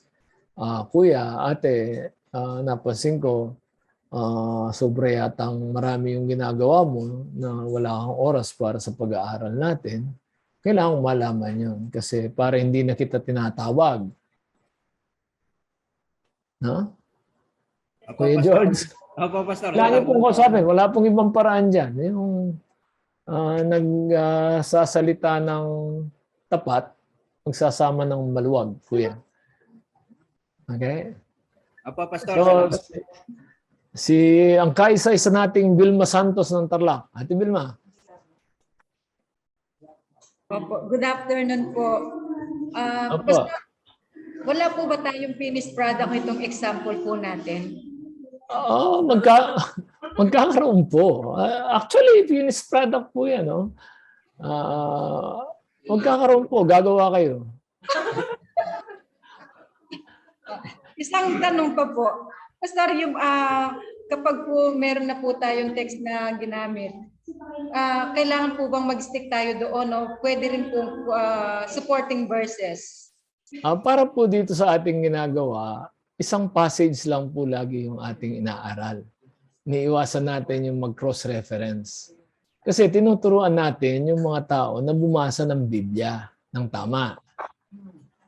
Isipin nyo na lang po, ganito lang yun. Pagka sumulat si San Pablo sa mga taga-Pilipos, for example, hindi naman niya sasabihin sa kanila, pumunta kayo sa Galacia, hanapin nyo yung sinulat ko sa kanila, nandoon yung sagot. Diba, Ate Vilma? Vilma. O kaya puntahan nyo si Moises, tanungin nyo siya, siyang may alam ng sagot niya. Hindi po, yung mga sulat na yan, mga epistole, kung tawagin, no, ay stand-alone letters yan. Ibig sabihin, kailangan mo lang silang obserbahan at interpret, makukuha mo yung sinasabi ng mga author doon mismo sa sinabi nila. Ang pinag-uusapan lang dyan, yung mga lengguwahe nila, yung mga terminolohiya nila, mga figures na ginagamit nila, na kailangan mong baybayin pabalik sa panahon, yun ang kailangan mong i-research. Yun ang kailangan mong hanapin. No? Kung kailangan. No? Pero yung mga letters na yan, i-imaginein mo na ikaw ay isa sa mga taga-Pilipos na sinulatan, yung sulat na yan ay sapat para maunawaan mo yung sinasabi ng author. Ate B? Okay po, Pastor. Thank you po. Okay. Okay. So, hindi ka ba tatakbo ngayon, Ate B? Okay. So, si Kuya Alvin Luna. At Kuya Alvin? Wala po kayong mic, Kuya Alvin? Dinig po niyo ako, Pastor. Opo. Pastor, tanong ko lang po, di ho ba sa Bible study, nagkakaroon po ng palitan ng kuro-kuro. Katapos po, may oras tayo sa Bible study, no? 45 minutes o 1 hour. Kung naubusan po ng oras, yung tanong po na hindi po napag-ayunan, pwede ho bang gawing assignment? Pwede po, pero hindi natin ina-encourage yun. At ituturo po sa atin paano i-manage yung gano'n, yung palitan ng kuro-kuro na nauuwi sa kuro-kuro. No? So, hindi pwedeng magkuruan lang ng 45 minutes. Yung leader po, sa may isang lesson tayo, Richie, nandiyan ka ba? Opo. May lesson Meron po tayo. isang lesson na ganun, managing the class. Okay. Tuturuan tayo, Kuya Alvin, paanong patitigilin yung masyadong makuro-kuro, no? Paanong hihikayatin yung sobrang mahiyain, kanino natin i-assign yung madaling question, kanino natin i-assign yung mahirap na question, gano'n. Paano patitigilin yung mga nagmamagaling, gano'n. Kasi po yung mga nagmamagaling, minsan alam na nila lahat, so hindi na sila dapat nag-aaral, dapat sila yung nagtuturo. Pero ayaw naman na magturo, gusto nila, nasa Bible study lang sila. Pero magsisimula ka lang, tapos gusto nila silang tatapos. Hindi po maganda yun. Yung Bible study siya, at sa pamamagitan ng mga tanong, ay naituturo mo yung mga miyembro ng grupo kumbaga na ituturo mo sa kanila ang tamang direksyon para sila mismo ang makadiscover ng sinasabi ng teksto. Sila hindi discover. Hindi mo i-dictate sa kanila yung sinasabi ng teksto, bagamat pinag-aralan mo na siya. Yung pag-aaral mo ay paraan lamang para i-guide sila, yung grupo, sa pamagitan ng mga tanong na sila mismo ang makadiscover nung sinasabi ng teksto. Doon siya iba sa preaching or teaching. Yung preaching or teaching, hindi siya deductive, no? Deductive siya, no? At binibigay mo doon sa mga tagapakinig para siyang lecture, binibigay mo doon sa mga tagapakinig at pinoprove mo sa kanila yung bagay na tinuturo mo. Yung Bible study po, hindi ganon. Tinuturuan natin by the method na ginagawa natin, tinuturuan natin yung mga miyembro mismo na ma-excite sila doon sa pagbabasa ng Bible sapagkat nadi-discover nila yung mga meanings na nung sinasabi ng mga author. So natututo silang magbasa ng Bible at kung seryoso sila, nagkaka-interest sila sa Bible, tapos hindi sila nahihiya, hindi sila nalilito sapagkat isang teksto lang yung pag-aaralan, maximum siguro 2 teksto, pero ina-encourage natin isang teksto lang, no, yung pag-aaralan sa bawat pagtitipon. Ganun po yung Bible study. So kung hindi ganun ang ginagawa nyo sa ngayon, pag-isipan po nyo mabuti sapagkat layon natin na mabago yun, mga kapatid. Okay? Pagka po nagawa natin yan successfully, na ipapasa natin doon sa mga miyembro in technology.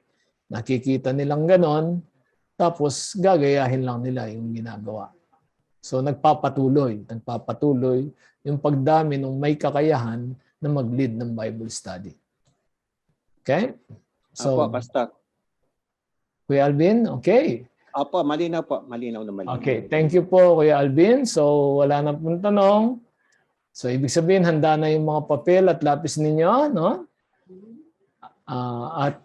Tayo po ngayon ay magkakaroon ng, ano ba sa Tagalog, yung sit work.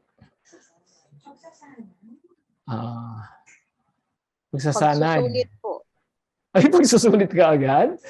Pagsasanay lang. Ako, gawaing klase ang sinabi ko. Gawaing upuan. Okay, so ito po yung teksto. Gawin nyo yung pinag-aralan natin, no? Asan ba? Ibabalik ko yung mga hakbang para matuntun nyo. Ayan, yung mga hakbang. Kalimutan nyo na yung number 1. Kunwari, nakahanda kayo, punta na kayo dun sa teksto.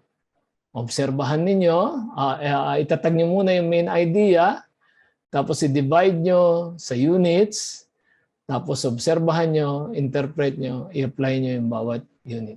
Kapatid, we have 30 minutes. Gawin nyo yon, please. Gawin nyo, subukan nyo. Wala pong grade ito. Gusto ko lang maranasan yung gawin. Okay, kung saan kayo umabot after 30 minutes. Pagkatapos, magtatanungan ulit tayo. Itatanong nyo yung na-discover nyo hindi nyo alam gawin. Naisip ko po na ito yung best way para maturuan kayo. No, kasi sa ngayon, nakala nyo, naintindihan nyo siya, pero pag gagawin nyo siya, madidiscover nyo, meron pala kayong hindi naintindihan. So, itatanong nyo yun maya-maya. Okay, balik na po tayo sa ating discussion, mga kapatid. Hawakan nyo yung inyong ginawa.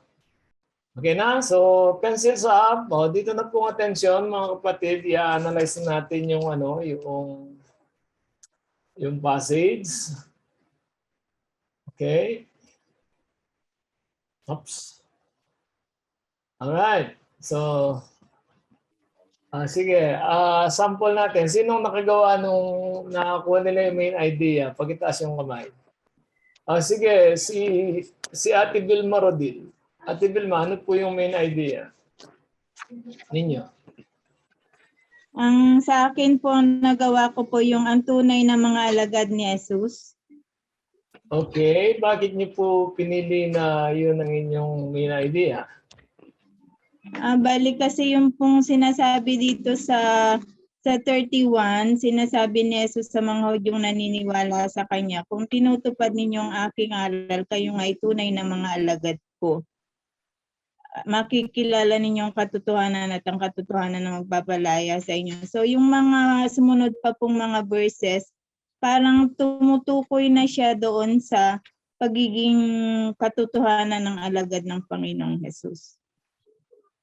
Okay, thank you po, Ate Vilma. So, ang main idea ninyo is yung magiging alagad ang isang tao kung tumutupad siya sa aral ng Panginoon. Ano po? Okay, si Kuya Dennis, nagtataas ka ng kamay kanina. Kuya Dennis, ano po yung inyong main idea? Kuya Dennis Arasa? Apo?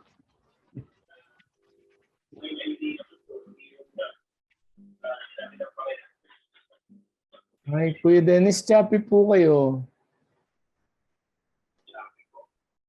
Choppy po. Balikan ko kayo, Kuya. Oh, sino po pong... si Kuya Moises Balyaska from Russia, from Moscow. Ano po, Pastor? Ang tunay na alagad ng Panginoon. Yun ang main idea. Opo. Sabi po dito, yung mga tumutupad ng kanyang mga aral ay naniniwala at tumutupad ng kanyang mga aral ang siyang kanyang tunay na alagad at sila ay mapapalaya sa kasalanan. Okay. So okay naman yun, kaya lang masyado siya mahaba. Dapat yung main idea, may susulat mo siya ng isang sentence lang, no, na simple. So ang iyong main idea is ang mga tunay na alagad ay yung mga tumutupad sa aral ng Panginoon. Ano ba? June? Okay. So very good, no? Doon sa main idea na yun. Sino pang may ibang main idea ron? Meron bang ibang magpo-propose ng main idea? Ikaw, Ate Marlene, sabi mo, nagawa mo. Ano po yung main idea niyo? Ang nilagay ko po, Pastor, yung nang aalipin ang kasalanan. Walang aalipin ng kasalanan. Opo. Kasi sabi po, dito sa verse 34, sabi ng Panginoon, ang namumuhay sa kasalanan ay alipin ng kasalanan. So makikita po natin doon sa verse 33 na yung mga ibang alagad po ay hindi po sila kumikilala doon po sa katotohanan itinuturo ng Panginoon. Okay. So yung basa mo sa 33, mga alagad din itong mga to. Opo. So, yung inano ko po dyan, Pastor, may dalawang ori ng alagad, yung kausap ng Panginoon, yung naniniwala at yung huwad. Yung naniniwala po. Yung po Okay. yung observation ko, Pastor. Okay. Sige po. Meron pang iba na magpo-propose ng kanilang main idea? Ako po. Si David. David. Hello po, Pastor. Ako po ba yun? Baka may iba pa pong David. Caloocan David Matthew Sarabia. Salamat po, Pastor Mar. Ang aking pong main idea ay medyo mahaba po. Ito po siya. Ang mga tunay na alagad ng Panginoong Hesus ay yung yaong mga tumutupad sa kanyang mga aral at magdadala sa katotohanan at paglaya mula sa pang-alipin ng kasalanan. Mahaba nga. Mahaba nga, parang yung buong passage na yung main idea mo noon. No? Very good pa rin. No? So si Ate Mena Lorenzo. Good afternoon po, Pastor. Ang aking pong main idea ay ang alagad ay ang naniniwala, sumusunod sa aral ng Panginoong Jesus. So pareho ng mga nauna. Naniniwala po at tumutupad. Naniniwala at tumutupad. Opo. Okay. Pwedeng, yan. Sige, mamaya di-discuss natin. Meron pa po, nakaiba roon? Ako po. Sige. Sino po yon? Ako po. Si Michael. Sino to? Sino? Olimpio Palad po. Sige po. Kuya Olimpio. Saan church po kayo? Sindalan po. GFCM Sindalan. Okay. Sige po. Pasabihan nyo na yung kaya yung main idea. Upang may kayat ang nakikinig na mapalaya ng katotohanan. Uy, kaiba yun. Mapalaya sa pamagitan ng katotohanan. Okay. Ano yun? Talagang malapit na tayo sa sa center point. Ano po po? Pastor. Opo. Kuya Jun po. Kuya Jun, opo. Paano malalaman ng mga tunay na alagad ng Panginoong Hesus po? Baywang ko. Kuya Jun. yun ba yung sa'yo question. Dapat statement yung main idea. So, sige, ilagay mong statement yung kuya. Sagutin mo yung tanong mo. Kuya Jun? Wala si Kuya Jun. Pero sa akin po. Pastor, sa akin. Okay. Sige po. Sino po yon? Ako po.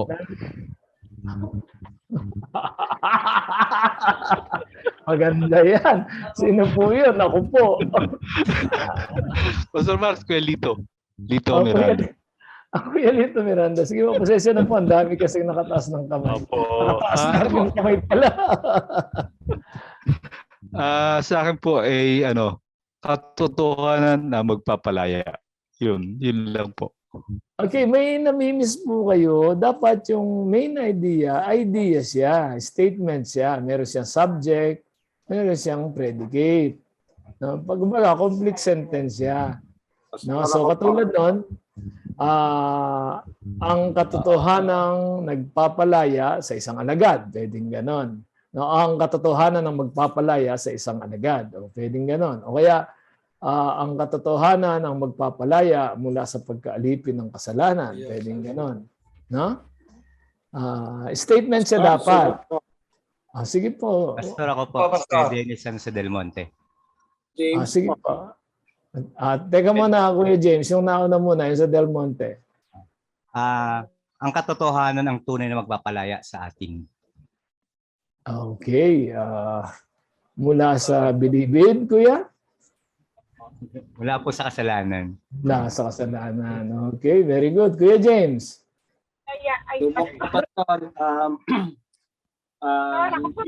Hindi Si James lahat muna. ng nag-aakalang sila'y alagad ay tunay nga ang alagad ni Kristo. Pastor J. Pagbila po. Sandali po. Ano yun, Kuya James? Pakiulit. Hindi lahat ng nag-aakalang sila'y alagad ay tunay nga ang alagad ni Kristo. Okay, pwede rin. Pero yung ba yung sinasabi ng buong talata? Ganon. Pwede rin yan. Okay, sino susunod? Dalawa na lang, tapos didiscuss na natin. John. Si John ng London. John. Okay, sige po. Thank you po. Ito po yung main idea. Wag mamuhay sa kasalanan o pagkakasala. Okay, wag mamuhay. Saan mo kinuha yon, John? Ano po? Sorry po. Binase ko po yon doon sa yung sa huli po, yung pakatandaan ninyo ang namumuhay sa kasalanan na alipin ng kasalanan. Tapos, sa 32, sabi niya dito, makikita ninyo ang katotohanan at ang katotohanan ang magpapalaya sa inyo. So parang may pag-alipin doon. So kailangan pong ma-focus po yung kung paano makakalaya doon sa pagkakasala o pagkakaalipin. So kaya Okay. yun po yung idea. So, yeah. Tama rin yun, no? Isa pa, last. Pastor, ako. Okay. Sino po yun? Padre Jun Reyes. Sige po, Kuya Jun Reyes. Last na yan, ha? Sige po. Tumutupad sa aral ang tunay na alagad. Okay. Talagang mahilig kayo sa alagad, no? So, o nga naman, yan ang nandiyan dyan, no? Pero pagka inobserbahan niyo po, yung binasa niya ng binasa ito, mapapansin niyo, may mga inuulit siyang mga talata riyan na pagka inuulit, siyempre, yun ang ine-emphasize niya. No? Ano yung mga nauulit na mga ideas diyan?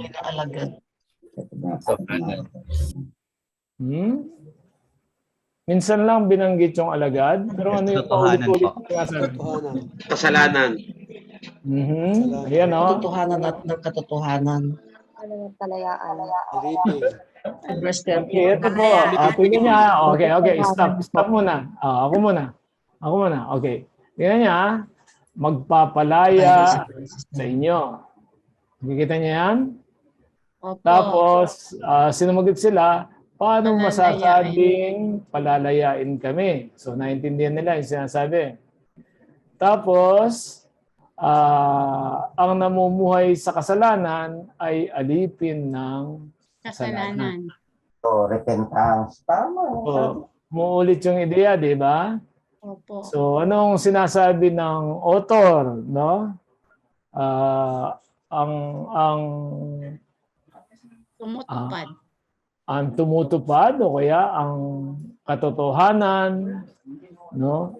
Ang pagtupad sa aral, ang magpapalaya mula sa pagkaalipin sa kasalanan. Yan po yung sinasabi. Kaya nire-reject ng mga Hudyo. So totoo po lahat yung sinasabi nyo na tunay na magiging alagad. Pero ang sinasabi lang niya, yung isang tunay na alagad ay isang taong pinalaya mula sa pagkaalipin ng kasalanan. Malaya na siya. So ang main idea po is yung pwede nyo sabihin pinalalaya tayo o pinalaya na tayo ng Panginoong Hesus mula sa pagkaalipin ng kasalanan. Pwede nyo sabihin ganon, no? Or yung pagtupad sa aral ay magpapalaya sa katotohanan, sa kasalanan, ganon. O ang katotohanan ang magpapalaya sa atin sa kasalanan. Basta't nandoon yung paglaya mula sa kasalanan kasi yun yung 3 beses inulit nung author, no? So i-divide natin, no? I-divide muna natin ano yung mga units at points. Nakuha niyo ba sila? Naka-divide siya naturally, ano? Opo, Pastor. Naka-divide siya naturally. Ito yung division niya. 1, 2, 3. Diba? Division yan eh. Diba?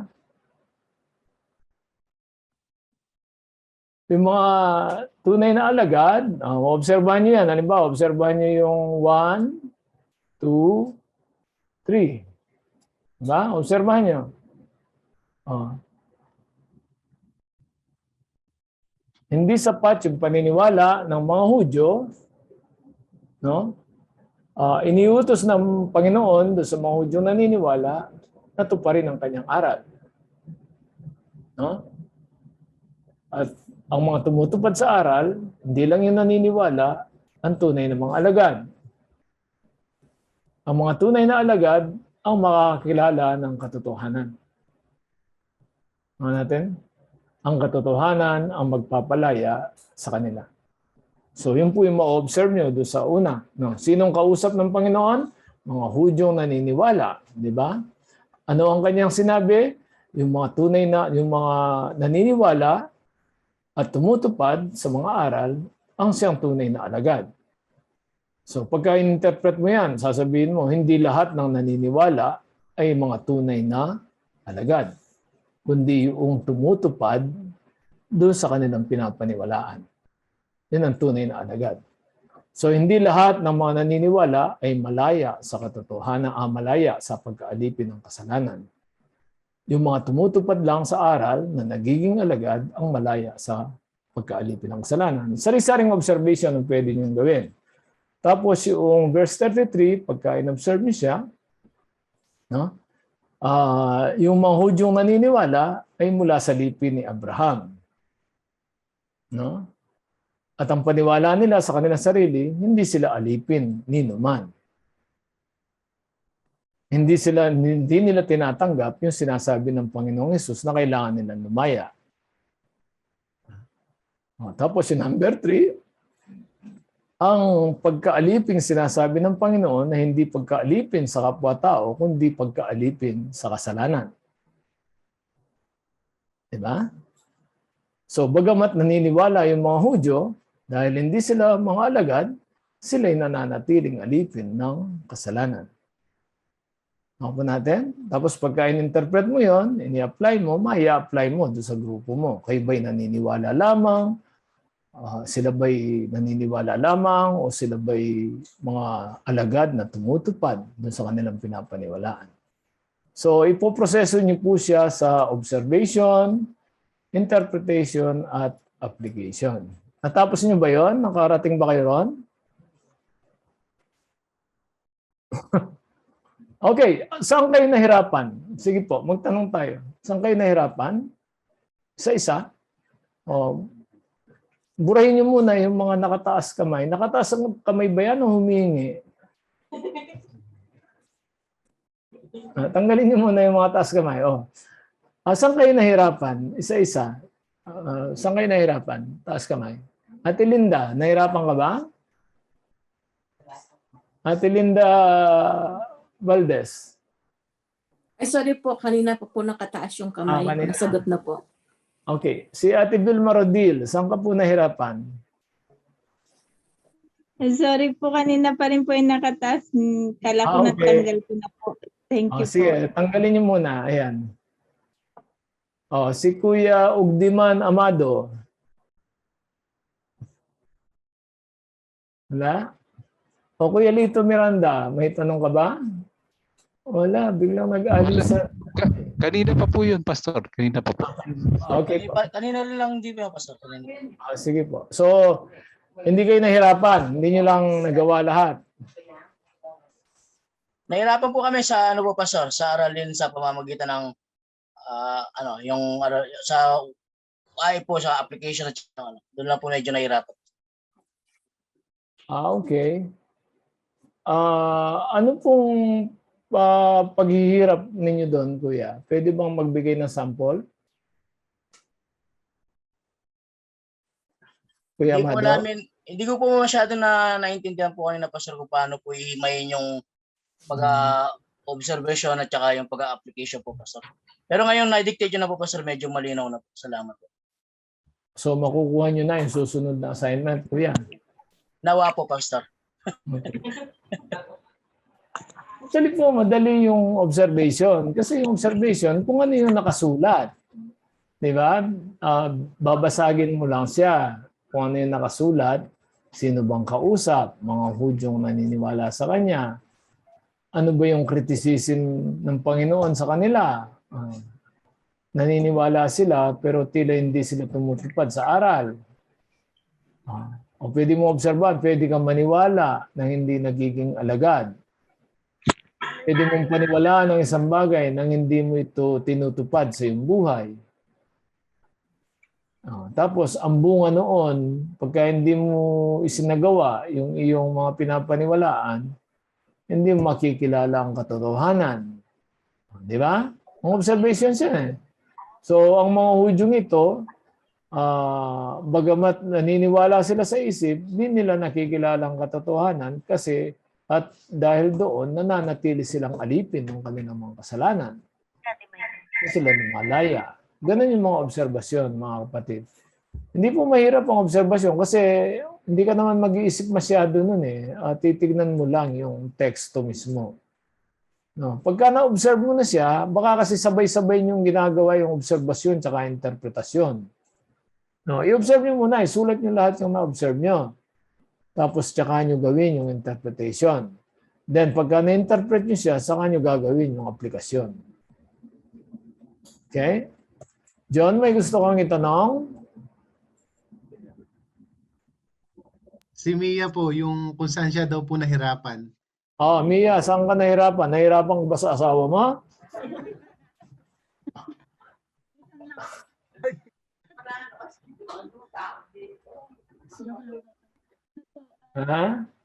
Yung sa main point po, nahirapan po ako nung una dahil parang dalawang main point po nung una yung nakikita ko. Yung una po, yung pagiging alagad ng Panginoong Jesus.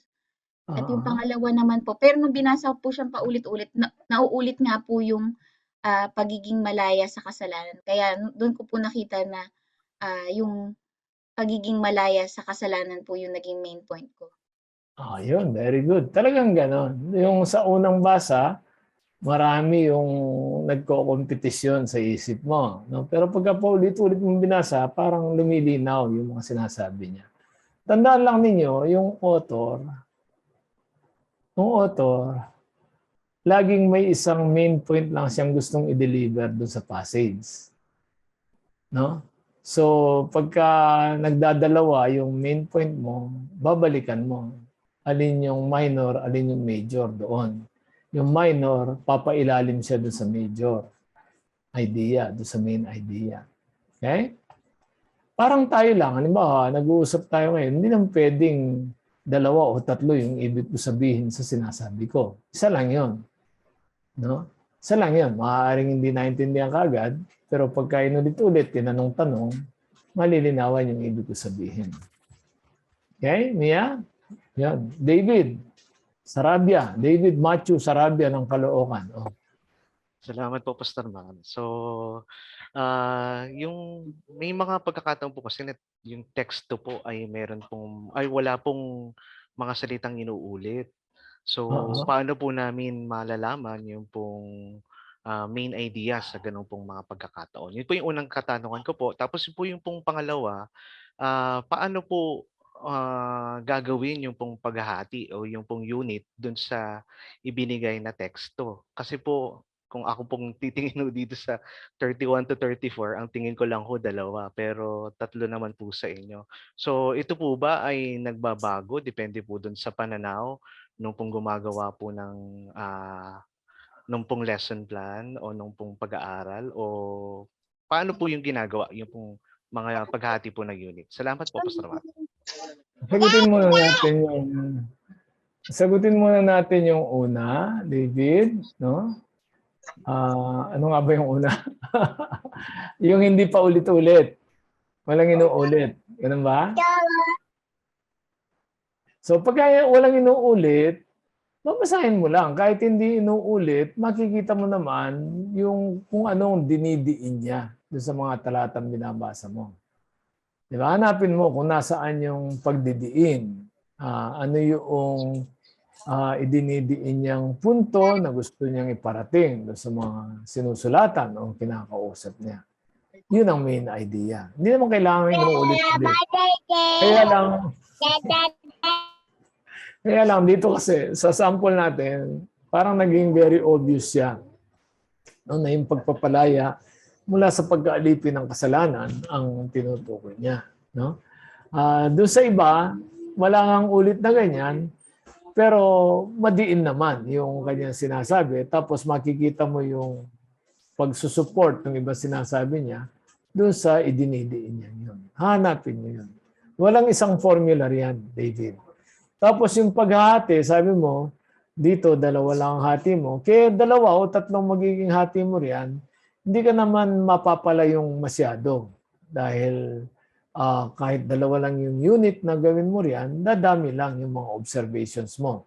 In fact, pagka ginawa mo na yung observations mo, baka i-decide mo na 3 unit siya. Ganun lang yun. No? Kasi makikita mo na doon sa observations mo, biglang nag-iba yung pinupunto niya doon sa isang bahagi. So, gagawin mo isang unit yun. So, nagde-develop siya habang inaaral mo siya. David? Salamat po, Pastor Ma. So, hindi po ibig sabihin na kung 4 po yung teksto katulad po nito ay 4 din po yung unit. Ay, hindi. Alam gano'n, kung minsan ang isang unit, 3 verses siya. Minsan ang isang unit, 1 verse lang siya. No? Basta katulad nito, ang unit 1, no, ay sinasabi niya kung ano ang magpapalaya sa kanila. Di ba? Yung pagtupad sa aral, na nagpapatunay na sila ay alagad, na magdadala sa kanila sa katotohanan, na magpapalaya sa kanila. So, isang unit. No? pagdating dito sa 33, kahit na pinag-uusapan pa rin yung paglaya sa kasalanan, nag-iba siya kasi ito yung self-righteousness, ito yung pagtatanggol ng mga Hudyong naniniwala na hindi sila naalipin ni naman at namimiss nila yung sinasabi ng Panginoon. So pwede mong iwala yon. Tapos, pagdating sa 34, ito naman yung sagot ng Panginoon sa kanila. Hindi nyo naintindihan ang sinasabi ko, yung pagkaalipin sa kasalanan. Di ba? So, pwede mong sabihin yung na pagsamahin na naman, 33, 34, 2 unit ka lang, o pwede mo silang pag-iwalayin. But however you do that, hindi ka malalayo. Kasi pagka kinonvert mo na sa mga tanong yan, mga tanong na magtuturo pa rin doon sa pagpapalaya mula sa pagkaalipin ng kasalanan. Pero wala pa tayo sa mga paggawa ng tanong, David. No? Nandito pa lang tayo sa pagtuturuan paano i-analyze yung OIA, yung passage, no? Through OIA. Observation, interpretation, and application. Nakarating ba kayo sa conclusion? May nakarating sa conclusion? Wala? Maiksi kasi yung oras, no? Kailangan nyo mga 5 oras para magawa yan, no? Biro lang. Okay. So, ang gawin natin, no? Ito ang gagawin natin. Asan na ba tayo? Mag-exercise ulit tayo, pero sa bahay na. Ayan. Ito, madali ito. Ha? Nakikita niyo ba? Ito ang magiging, magiging assignment nyo. Ito, isasubmit ninyo ito sa inyong mga PM. No, i-upload nyo ito sa kitchen. No? I-upload nyo sa kitchen para makita ng inyong PM. Diyan, ganun din yan, no? Pareho lang ng lesson plan. Genesis? Opo, Pastor. I-upload lang nila. Huwag niyong kakalimutan yung pangalan, ha? I-upload nyo doon sa GFCM Kitchen yung gagawin nyo para makita ng inyong mga PMs at makita namin. No?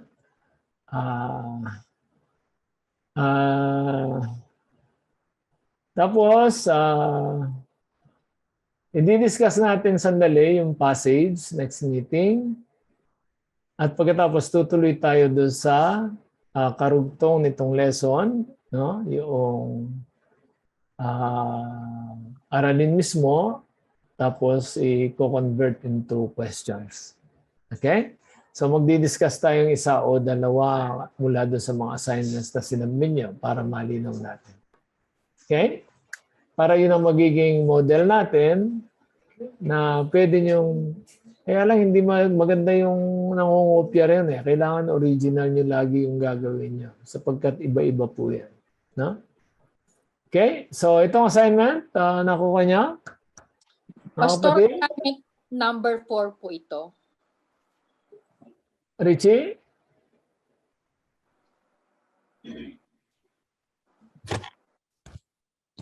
Hindi ko po nakuha yung tanong. Ano po? Assignment number 4 daw ba? Oo, yan. O assignment 1 ulit.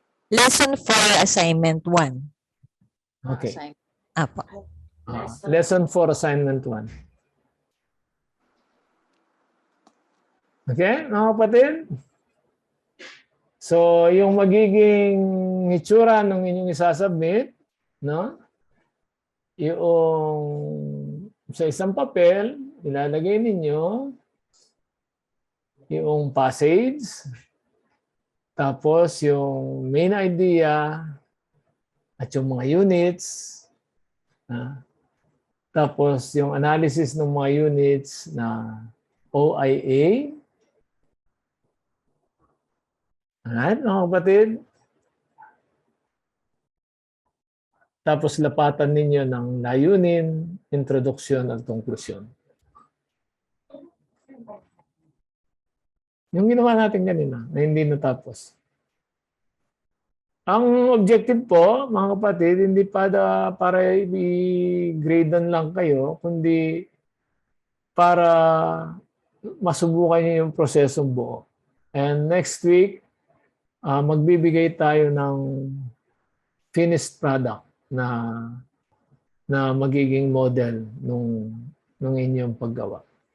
Okay? Tapos yung finished product na yon, yun ang gagamitin nating specimen para do sa karugtong nitong lesson na to. Okay? Wala, hindi sila umiimik. Parang hindi okay. Naintindihan niyo po? May tanong kayo? Pastor, Mhm. na-upload na po ba yung yung study guide? Ano pong study guide? Po ba tayong gagamitin study guide o yung handout para dito sa lesson? Ayoko. Kahapon, kailan ba, Jen? Kahapon po ba ng umaga yun or isang araw? Nung Thursday pa po. Noong Thursday pa po naka-upload yung lesson. Sorry po. Ay, opo. Friday po pala. Sige. Lagi po niyong bisitahin yung kitchen, mga kapatid. Usually, naka-upload po lagi yung lesson doon bago yung meeting natin. Maganda po kung maipiprint nyo yung lesson o letratuhan nyo, ganun, kung ano man yung gadget ninyo, para pagka-discussion, nakakasunod tayo. Okay? So, Des, nakuha yun, yung kailangan natin next meeting, yung model, nitong ginagawa natin. No? Tapos, yung assignment nyo, saan nyo ilalagay yung assignment nyo? Saan